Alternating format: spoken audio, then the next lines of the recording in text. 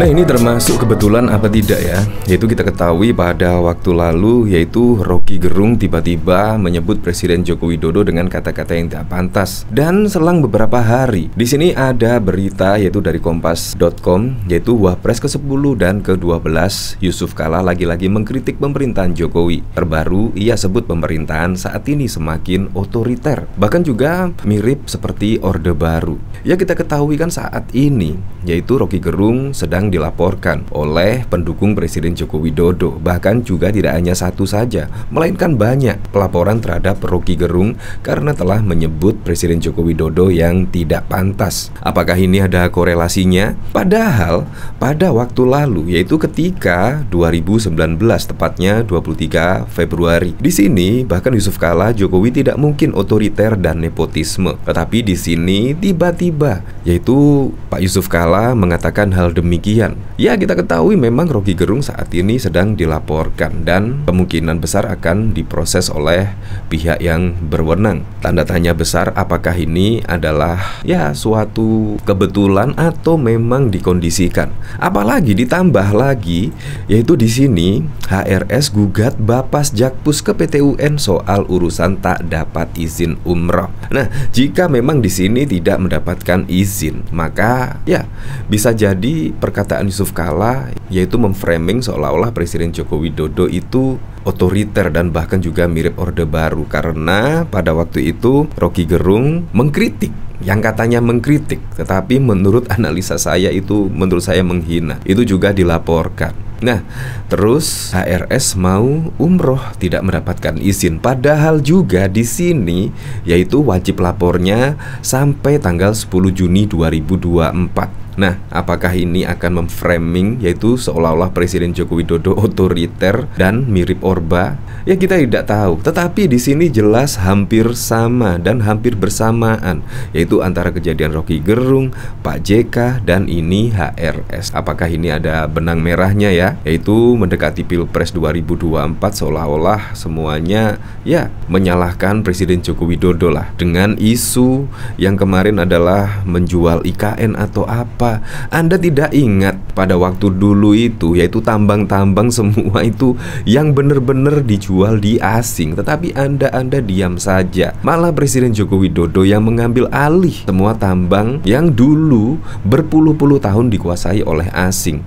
Seharusnya kan dilihat itulah, bukan malah yang IKN. IKN itu mencari investor loh. Kalau misalkan IKN sesuai yang diharapkan, yang didesain, itu menurut saya sangat keren sekali, karena konsepnya juga sangat bagus sekali proyek IKN ini. Ya, kira-kira misalkan Rocky Gerung atau Pak JK mau berinvestasi di IKN, ya tidak masalah, kemungkinan tidak akan cari investor dari luar negeri. Tetapi kenyataannya demi berlangsungnya pembangunan IKN, ya Presiden Joko Widodo menawarkan program kerjasama lah. Itu menurut saya sudah keren sekali loh. Presiden Joko Widodo tidak duduk diam tanda tangan menikmati AC, melainkan Presiden Joko Widodo sampai di penghujung akhir jabatannya tetap kerja dan bahkan juga menawarkan kerjasama supaya IKN bisa sesuai dengan rencana pembangunan dari IKN tersebut. Di sini bahkan juga dikomentari oleh Eka Puspita, "Mbok yo ingat status kalau kemarin itu bebas bersyarat dan harus tetap ikut bimbingan dan wajib lapor sampai 10 Juni 2024. Padahal beberapa tahun lalu sudah dapat visa khusus unlimited sampai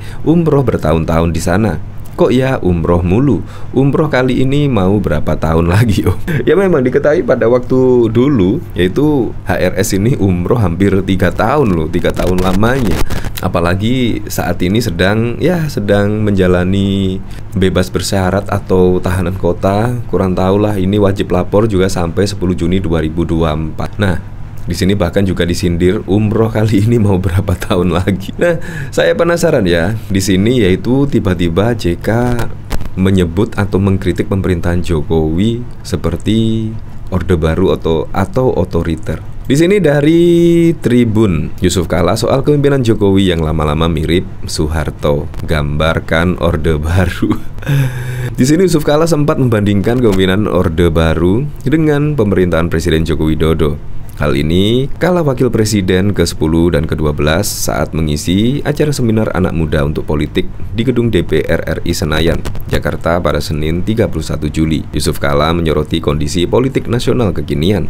Yusuf Kala menilai pemerintahan Jokowi saat ini sedang mengarah seperti pada Orde Baru di bawah kepemimpinan Presiden Soeharto. Awalnya JK memberikan pandangannya terkait sistem politik Indonesia saat ini. JK menilai sistem pemerintahan akan berjalan demokratis di 10 tahun pertama kepemimpinan seorang presiden. Waktu zaman Pak Soeharto, demokrasi juga berjalan baik awalnya. Semua pemerintahan itu lebih demokratis kira-kira 10 tahun, kata Yusuf Kala saat seminar anak muda untuk politik di gedung DPR RI Senayan pada 31 Juli yang lalu. Menurutnya, di 10 awal kepemimpinan Soeharto sistem demokrasi berjalan baik, kemudian setelahnya menjadi otoriter. JK lalu mengungkap pemerintahan saat ini sudah mulai ke arah demikian. Soeharto itu 10 tahun masih baik dalam artian demokrasi, setelah itu lebih otoriter. Sekarang juga begitu kelihatannya. Setelah 10 tahun, muncullah tentang macam-macam, ungkap JK. Tapi menurut saya sampai saat ini juga masih berjalan dengan baik ya di kepemimpinan Presiden Joko Widodo, yang dituduh cawe-cawe ternyata juga tidak terbukti dan macam-macam lah, dituduh ijazah palsu juga masih aman-aman saja dan sebagainya.